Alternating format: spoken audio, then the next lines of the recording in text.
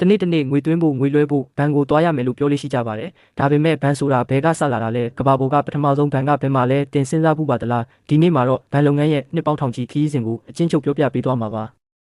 အရင်ဆုံးဘိုင်းဆိုတဲ့စကားလုံးရဲ့အတိတ်ဘယ်ကိုကြည့်ရအောင်ဘိုင်းဟာအီတလီဘာသာစကားဘိုင်းကနေဆင်းသက်လာတာပါအတိတ်ဘယ်ကတော့ခုံတန်းရှည်ဘန့်ဆိုတဲ့အတိတ်ဘယ်ပါလွန်ခဲ့တဲ့ရာစုနှစ်များစွာကအီတလီကုန်တယ်တွေဟာဈေးရင်ပြင်တွေမှာခုံတန်းရှည်တွေချပြီးငွေလဲလှယ်တာငွေချေးပေးတာတွေလုပ်ခဲ့ကြပါတယ်အဲ့ဒီကနေဘန်ရဆိုတဲ့အမည်ပေါ်လာခဲ့တာပါတကယ်လို့ငွေချေးထားတဲ့သူကအကျွေးမဆက်နိုင်ဘူးဆိုရင်သူ့ရဲ့ခုံတန်းရှည်ကိုရိုက်ခွဲပစ်ကြပါတယ်အီတလီဘာသာနဲ့ဒါကိုဘန်ကရာလို့ခေါ်ပြီးဒီစကားလုံးကနေပဲယနေ့ခေတ် bankruptcy လူမွဲခံယူခြင်းဆိုတဲ့စကားလုံးဖြစ်လာခဲ့တာပါဒါပေမဲ့ဘဏ်လုပ်ငန်းရဲ့အစစ်အမှန်အစကလွန်ခဲ့တဲ့နှစ်ပေါင်း4000ကျော်မက်ဆိုပိုတေးမီးယားခေတ်မှာပါအဲ့ဒီအချိန်မှာဘန်ဆိုတာယနေ့လိုအဆောက်အုံကြီးတွေမဟုတ်ပါဘူးဖျားเจ้าတွေကိုလူတွေကငွေရွှေစပါးတွေလုံခြုံအောင်အထားကြပါတယ်ဖျားเจ้าတွေကအဲ့ဒီပစ္စည်းတွေကိုလက်သမားတွေကုန်တယ်တွေကိုပြန်ချေးပေးခဲ့ကြပါတယ်ဒါဟာကမ္ဘာပထမဆုံးဘဏ်လုပ်ငန်းသဘောတရားပါပဲယနေ့ထိဆက်လက်တည်ရှိနေဆဲဖြစ်တဲ့ကမ္ဘာတက်တန်းအရှိဆုံးဘဏ်ကတော့အီတလီနိုင်ငံက Banca Monte Paschiere ဖြစ်ပါတယ်ဒီဘဏ်ကို1482ခုနှစ်မှာစတင်တည်ထောင်ခဲ့ပြီးအခုဆိုရင်တက်တန်း950နှစ်ကျော်ရှိနေပါပြီ